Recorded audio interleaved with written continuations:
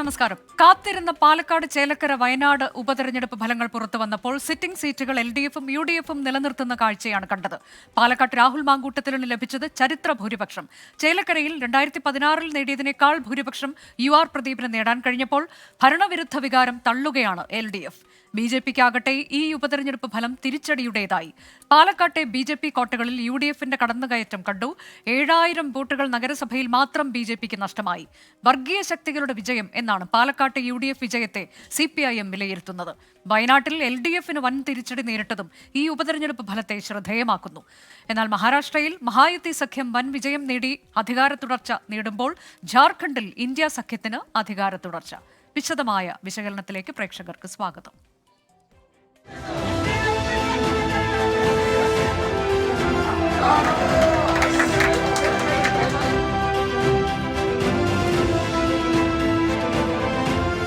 ഞങ്ങൾ ഇടതുപക്ഷ ജനാധിപത്യ മുന്നണിയുടെ സ്ഥാനാർത്ഥികൾ ചേലക്കരക്കാർക്ക് വിശ്വാസമാണ്.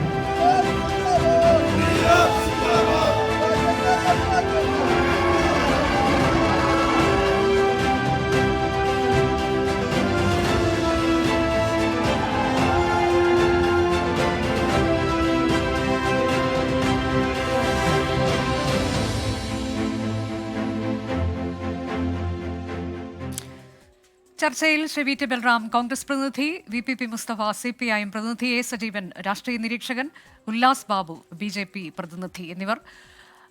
ആദ്യം ശ്രീ VPP മുസ്തഫ. ഇന്നിപ്പോൾ നമുക്കറിയാവുന്നതുപോലെ പാലക്കാട്ട് ഒരു ചരിത്ര ഭൂരിപക്ഷം രാഹുൽ മാങ്കൂട്ടത്തിൽ നേടുകയാണ്. എന്നാൽ CPIMനാകട്ടെ സ്റ്റെതസ്കോപ്പിലാണ് സ്ഥാനാർത്ഥി മത്സരിച്ചത്. സ്വതന്ത്ര സ്ഥാനാർത്ഥിയായിരുന്നു. എങ്കിൽ പോലും കഴിഞ്ഞ തവണ നേടിയതിനേക്കാൾ ഒരല്പം വോട്ട് വിഹിതം ഉയർത്താൻ കഴിഞ്ഞിട്ടുണ്ട് എന്നുള്ളത് വസ്തുതയുമാണ്.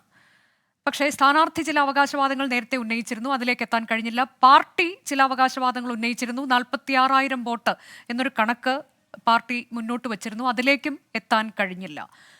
ചേലക്കരയിൽ ഒരുപക്ഷെ ഇപ്പോൾ ഏറ്റവും കൂടുതൽ ആശ്വാസം നൽകിക്കൊണ്ടാണ് ഭരണവിരുദ്ധ വികാരം ഇല്ല എന്നതിൻ്റെ ഏറ്റവും വലിയ തെളിവായി എടുത്തു കാണിക്കുന്നത് ചേലക്കരയിൽ UR പ്രദീപ് നേടിയ വിജയമാണ്. പക്ഷേ അവിടെയും പ്രതിപക്ഷ നേതാവ് ചില ചോദ്യങ്ങൾ ഉന്നയിക്കുന്നുണ്ട്, അതിലേക്ക് നമുക്ക് വരാം.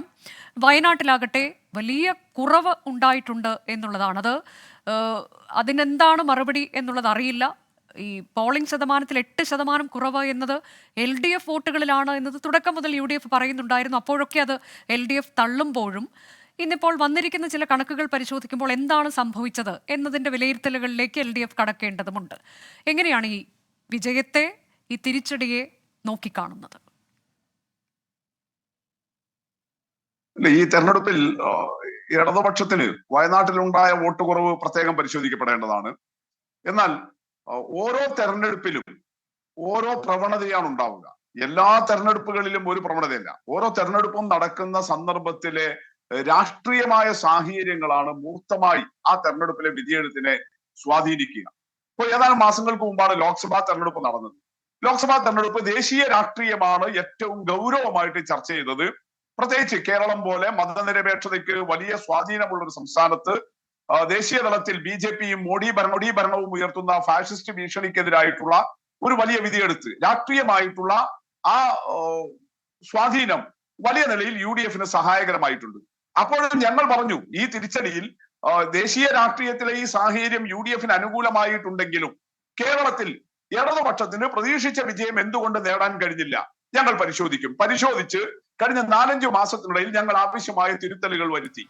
അത് വലിയ നിലയിൽ കേരളത്തിലെ ജനങ്ങൾ സ്വീകരിച്ചിരിക്കുന്നു എന്നുള്ളതാണ് ചേലക്കരയിലെയും പാലക്കാട്ടെയും നിയമസഭാ ഉപതെരഞ്ഞെടുപ്പിലെ വിധി നിർണയം കാണിക്കുന്നത്. കാരണം അതാണ് സംസ്ഥാന ഭരണത്തെ നേരിട്ട് വിചാരണ ചെയ്യുന്ന തെരഞ്ഞെടുപ്പുകൾ. വയനാട്ടിലെ ഉപതെരഞ്ഞെടുപ്പ് എന്ന് പറയുന്നത് നേരത്തെ പറഞ്ഞതുപോലെ ദേശീയ രാഷ്ട്രീയവുമായി ബന്ധപ്പെട്ടുകൊണ്ടാണ് അത് പ്രധാനമായിട്ടും നിൽക്കുന്നത്. പ്രത്യേകിച്ച് പ്രിയങ്ക ഗാന്ധിയെ പോലെ കോൺഗ്രസിന്റെ ഏറ്റവും താരമൂല്യമുള്ള ഒരു ദേശീയ നേതാവ് തന്നെ മത്സരിക്കുന്നു എന്നുള്ളത് കൊണ്ട് സ്വാഭാവികമായിട്ടും അത് അങ്ങനെ പോവുകയുള്ളൂ. എന്നാൽ ഇടതുപക്ഷത്തെ സംബന്ധിച്ചിടത്തോളം ഏറ്റവും നിർണായകമായിട്ട് വരുന്നത് കേരളത്തിൽ ഇടതുപക്ഷ ഭരണത്തെ കൂടി വിലയിരുത്താവുന്ന നിലയിൽ വന്നിട്ടുള്ള 2 നിയമസഭാ മണ്ഡലങ്ങളിലെ ഉപതെരഞ്ഞെടുപ്പാണ്.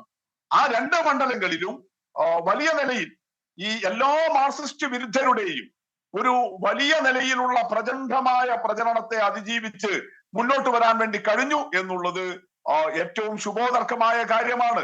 ഇടതുപക്ഷത്തിന്റെ മുന്നോട്ട് പോക്കിന് ആസന്നമായ തദ്ദേശ സ്വയംഭരണ സ്ഥാപനങ്ങളിലേക്കുള്ള തെരഞ്ഞെടുപ്പിനും 2026 നിയമസഭാ തെരഞ്ഞെടുപ്പിനെയും എല്ലാം നേരിടാൻ ഇടതുപക്ഷത്തിന് വലിയ ആർജവം നൽകുന്ന ഒന്നാണ് ചേലക്കരയിലെ വിജയവും പാലക്കാട് ഉണ്ടാക്കിയെടുക്കാൻ വേണ്ടി കഴിഞ്ഞിട്ടുള്ള മുന്നേറ്റവും എന്ന് പറയുന്നത്.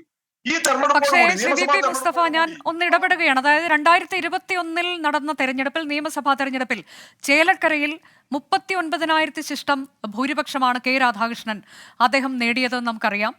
എന്നാൽ കഴിഞ്ഞ ലോക്സഭാ തെരഞ്ഞെടുപ്പിൽ അത് 5,000 കുറഞ്ഞു പോകുന്നു. പ്രതിപക്ഷ നേതാവ് ചോദിക്കുന്നത് 2021 കണക്കുമായി താരതമ്യം ചെയ്യുമ്പോൾ ഇപ്പോഴെവിടെ നിൽക്കുന്നു നിങ്ങൾ എന്നുള്ളതാണ്. മറ്റൊന്ന്, പാലക്കാട്ടേക്ക് വന്നാൽ അവിടെ രാഹുൽ മാങ്കൂട്ടത്തിൽ റെക്കോർഡ് ഭൂരിപക്ഷമാണ് ഇക്കുറി ലഭിച്ചിട്ടുള്ളത്. ഈ 2016 ഷാഫി പറമ്പിൽ നേടിയതിനേക്കാൾ കടന്നുപോയിരിക്കുന്നു. നിങ്ങൾ മുന്നോട്ട് വെച്ച കണക്ക് സരിന് 46,000 വോട്ട് വരെ ലഭിക്കാൻ സാധ്യതയുണ്ട് എന്നതാണ്. പക്ഷേ അത് കിട്ടിയിട്ടില്ല, അതിലും താഴ്ന്നിട്ടുണ്ട്. എന്നാൽ കഴിഞ്ഞ തവണ ലഭിച്ചതിനേക്കാൾ കുറച്ച് വോട്ട്, വളരെ കുറച്ച് വോട്ടിൻ്റെ വിഹിതം ഉയർത്താൻ കഴിഞ്ഞിട്ടുണ്ട് എന്നുള്ളതുമാണ്. അപ്പോൾ അവിടെ ഏത് തരത്തിലേക്കാണിത് ഒട്ടും ഒരു ഭരണവിരുദ്ധ വികാരമേ ഇല്ല എന്ന് നിങ്ങൾക്ക് പറയാൻ കഴിയുക? ഈ തെരഞ്ഞെടുപ്പിൽ നമ്മുടെ മുന്നിലുണ്ടായ ഒരു ചിത്രം എന്താ? ഈ 2 നിയമസഭാ മണ്ഡലങ്ങളിൽ നേരത്തെ ഉള്ളതുപോലെ LDF UDF 2014 ശേഷം BJP കൂടി വന്നിട്ടുണ്ട്. നേരത്തെ 2014 മുമ്പേ BJPക്ക് കേരളത്തിൽ കാസർഗോഡ്, മഞ്ചേശ്വരം പോലെ അപൂർവം ചില മണ്ഡലങ്ങളിൽ മാത്രമാണ് അവരൊരു ചിത്രത്തിൽ ഉണ്ടായിരുന്നത്. മറ്റു മണ്ഡലങ്ങളിൽ പൊതുവെ ഉണ്ടായിരുന്നില്ല. എന്നാൽ ഇപ്പോ 2014 ശേഷം LDF UDF BJP ഇങ്ങനെ ഒരു ത്രികോണ മത്സരം മിക്കവാറും കേരളത്തിലാകെ വരുന്ന നിലയിൽ ഉണ്ടായിട്ടുണ്ട്. എന്നാൽ ഈ തെരഞ്ഞെടുപ്പിൽ ഉണ്ടായ ഒരു പ്രവണത എന്താ? ഒരു ഭാഗത്ത് ഇടതുപക്ഷം, മറുഭാഗത്ത് എല്ലാ ഇടതുപക്ഷ വിരുദ്ധരും.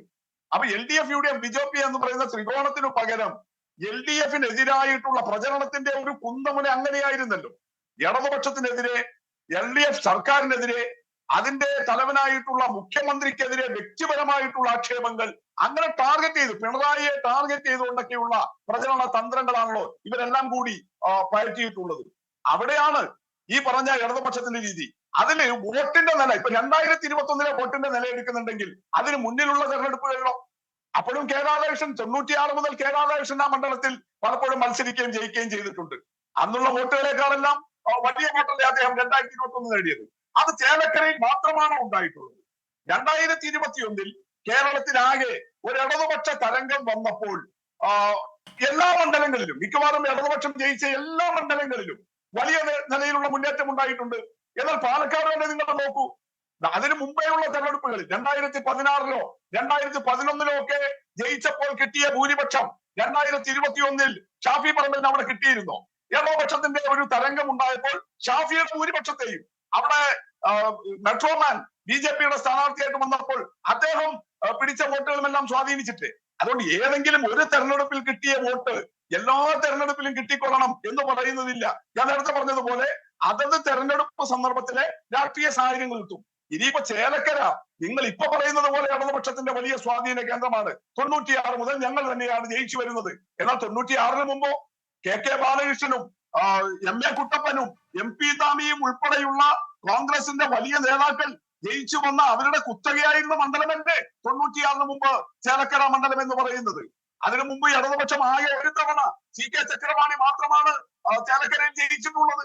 അതല്ലാതെ ആ മണ്ഡലം വന്ന കാലം തൊട്ട് എല്ലാ തെരഞ്ഞെടുപ്പുകളിലും കോൺഗ്രസിന്റെ പ്രമുഖരായ നേതാക്കൾ MA കുട്ടപ്പനെ പോലുള്ള ആളുകളെ അവിടെ കൊണ്ടുവന്ന് മത്സരിപ്പിച്ച് മന്ത്രിയാക്കിയിട്ടുണ്ട് കെ കരുണാകരന്റെ കാലത്ത്. അങ്ങനെ കോൺഗ്രസ് വിശ്വാസം അർപ്പിച്ചിരുന്ന ഒരു മണ്ഡലം. അപ്പൊ 96 മുതൽ ഞങ്ങൾ പിടിച്ചെടുത്തു. അത് ആ നിലയിൽ തന്നെ ഞങ്ങൾക്ക് സംരക്ഷിച്ചു പോരാൻ വേണ്ടി കഴിയുന്നു. എന്നാൽ പാലക്കാട് അങ്ങനെയല്ല. ഇന്നത്തെ നിലയിൽ ഈ പാലക്കാട് നഗരസഭയും അതിനോട് ചേർന്ന് നിൽക്കുന്ന പിരായിരിയും കണ്ണാടിയും മാത്തൂരും ഈ മണ്ഡലങ്ങൾ മാത്രം ഉൾപ്പെട്ട പുനഃസംഘടന 2008 നടന്നതിന് ശേഷം ആ മണ്ഡലത്തിൽ ഞങ്ങൾ ജയിച്ചിട്ടില്ല എന്ന് മാത്രമല്ല, ഞങ്ങൾ 3ാം സ്ഥാനത്താണ്. അവിടെയാണ് ഞങ്ങൾ ഇത്തവണ ആ 3ാം സ്ഥാനം തന്നെ 2ഉം 3ഉം സ്ഥാനങ്ങൾ തമ്മിലുള്ള വ്യത്യാസം കേവലം 1700 വോട്ടിലേക്ക് കുറച്ചു വന്നിരിക്കുന്നത്. നേരത്തെ ഞങ്ങൾ കഴിഞ്ഞ നിയമസഭാ തെരഞ്ഞെടുപ്പ് വെച്ചിട്ടാണെങ്കിൽ 9,000 വോട്ടിന്റെയും കഴിഞ്ഞ ലോക്സഭാ തെരഞ്ഞെടുപ്പ് വെച്ചിട്ടാണെങ്കിൽ 15,000 വോട്ടിന്റെയും വ്യത്യാസം 2ഉം 3ഉം സ്ഥാനങ്ങൾ തമ്മിൽ ഉണ്ടായിരുന്നു. അത് ഇത്തവണ 1700 വോട്ടായിട്ട് കുറഞ്ഞിരിക്കുക. അപ്പൊ വലിയ മുന്നേറ്റം. ഞങ്ങൾ കുറച്ചുകൂടി സംഘടിതമായിട്ട് ഞങ്ങളുടെ സംഘടനാപരമായിട്ടുള്ള സ്വാധീനം പാലക്കാട് നഗരസഭക്കകത്ത് വർദ്ധിപ്പിക്കാൻ വേണ്ടി കഴിഞ്ഞാൽ വലിയ നിലയിൽ അടുത്ത തെരഞ്ഞെടുപ്പുകളിൽ മുന്നോട്ട് വരാൻ കഴിയുന്ന വിധത്തിൽ ആത്മവിശ്വാസം, കരുത്ത് ഉണ്ടാക്കിയെടുക്കാൻ കഴിയുന്ന മുന്നേറ്റം പാലക്കാട് ഞങ്ങൾക്ക് ഉണ്ടായിരിക്കുക. എന്നാൽ മറുഭാഗത്ത് ഈ സകലമാന വർഗീയ ശക്തികളും ചേർന്നുകൊണ്ടുള്ള കൂട്ടായ്മയുടെ ഈ വിജയത്തെ അങ്ങനെ എല്ലാ കാലത്തും തുറന്നു കൊണ്ടുപോകാൻ അവർക്ക് കഴിയുമോ? അതാണ് നോക്കേണ്ടത്. ഇങ്ങനെ ഒരു വർഗീയ പ്രീണനം കൊണ്ട് എത്ര കാലം UDF മുന്നോട്ട് പോകാൻ കഴിയും?